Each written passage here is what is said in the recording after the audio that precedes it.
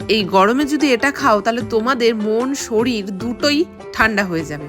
হ্যাঁ, ঠিকই ধরেছো, তরমুজের একটা অসাধারণ ড্রিঙ্ক, যেটা বাচ্চা থেকে বড়রা অনায়াসে খেতে পারবে। দারুণ হেলদি ড্রিঙ্ক, আমি বলবো বিশেষ করে বাচ্চাদের জন্য।